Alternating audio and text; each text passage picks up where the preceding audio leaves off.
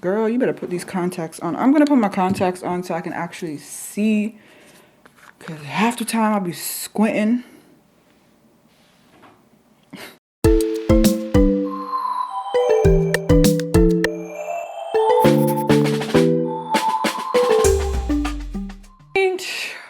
What's up, beautiful people? I'm Michelle here, and in this video I'm going to be showing and sharing with you guys how I use my hibiscus gel on my hair. So let's get started.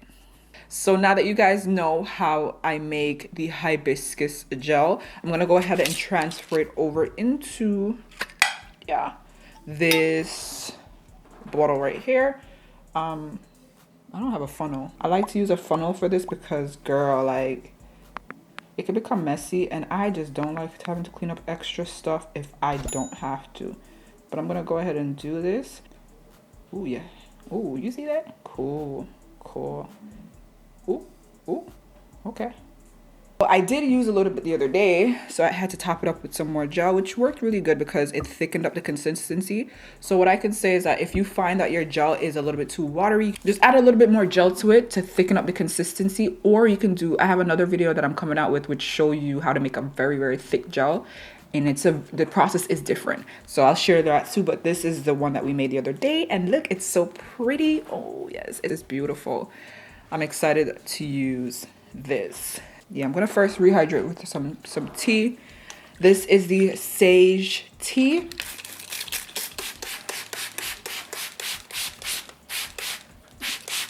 Ooh.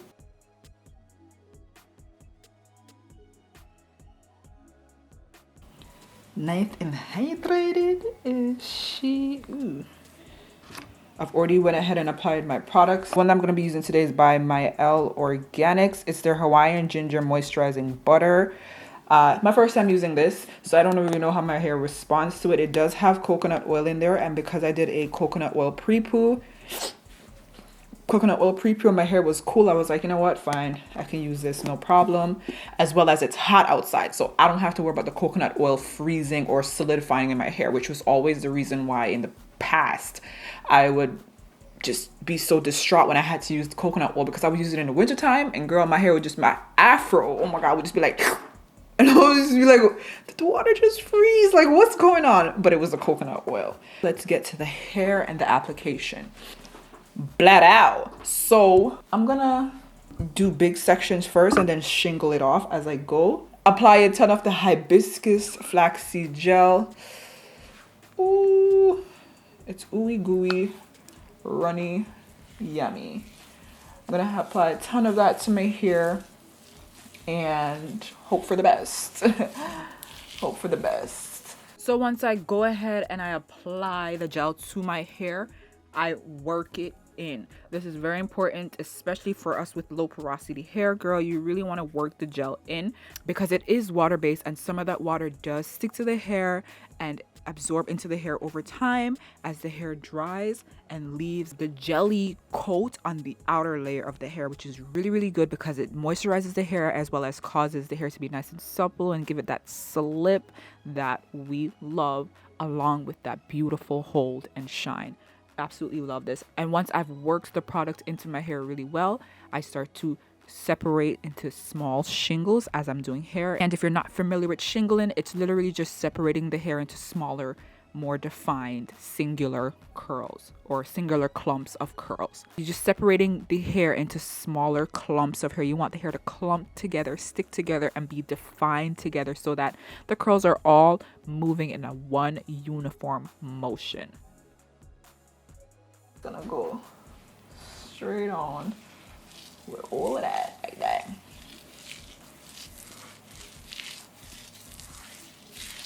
Oh, yeah, this is my favorite sound when it comes to my hair.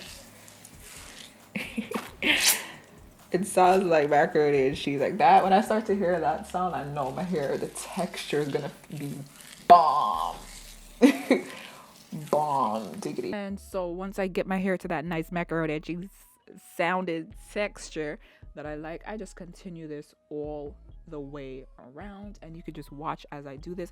I'm also making sure to really use my fingers to smooth down my hair.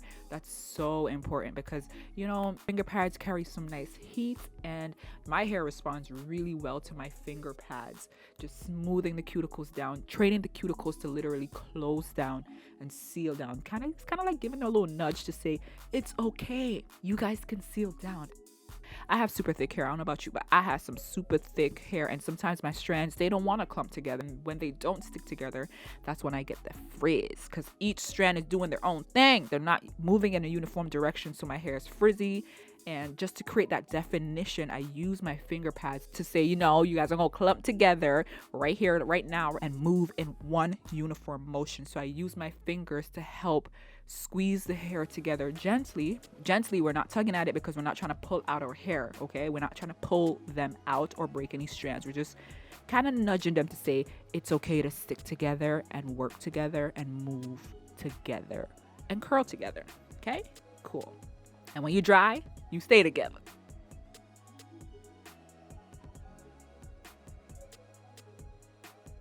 The smaller your shingles are, the bigger your hair will be when it dries, because there's so much more curls as opposed to having bigger clumps.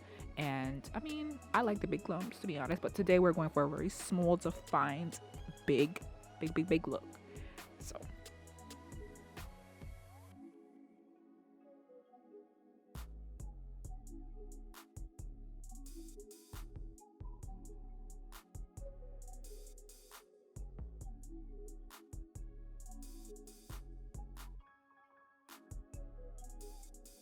I can hypothesize that this might have some frizz to it, and I'm okay with that.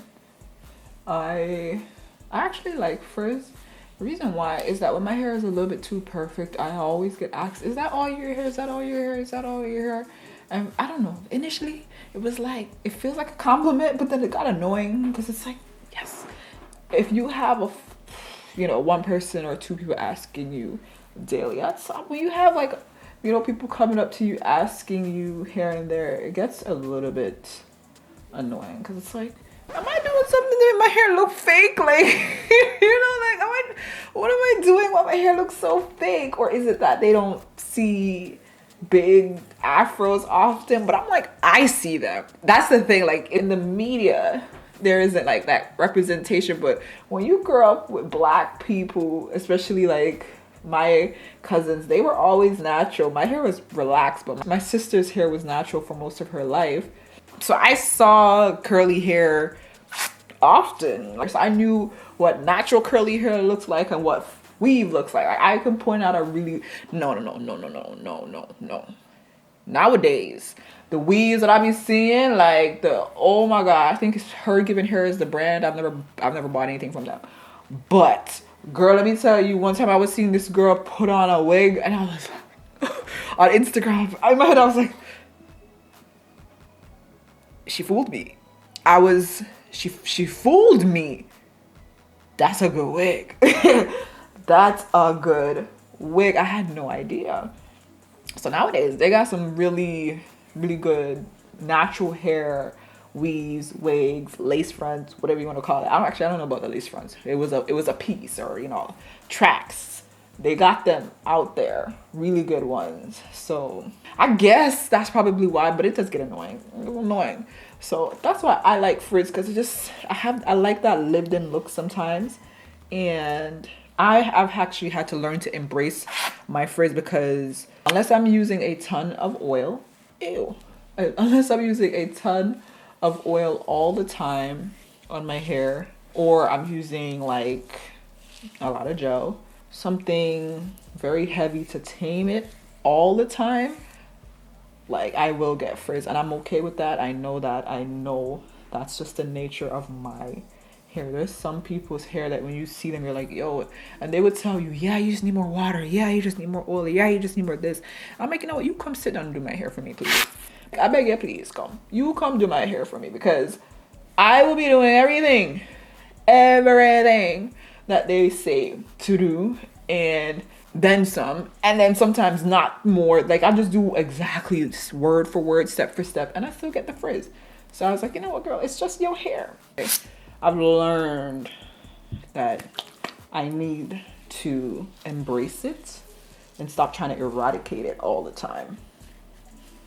You know what I mean? Like, just embrace it. It's your hair type. It's a part of your hair makeup.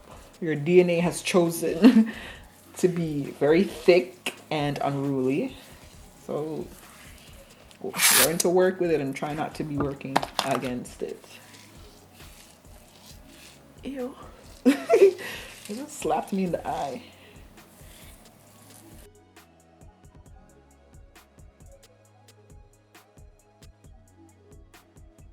Now my hair is fully done. This is what it's looking like. It has that little white residue, but don't worry, that does dry clear, which was awesome, because sometimes, you know, flaxseed can get those flakes, but I tend not to get any flakes because I use lots of butter and oil on my hair on my wash days.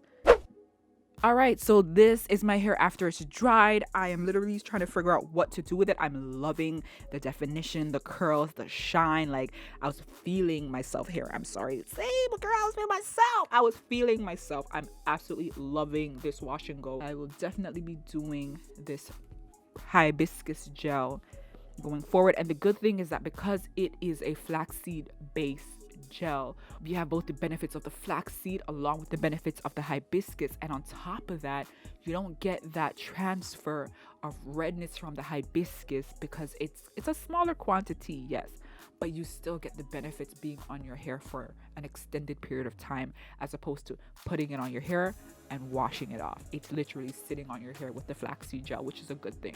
And that's all for this video. Thank you guys for watching. Don't forget to like, comment, share, subscribe, and do all the good stuff. Continue to live your life, love your life, enjoy your life. I appreciate every single one of you guys, and I absolutely look forward to seeing you in the next one.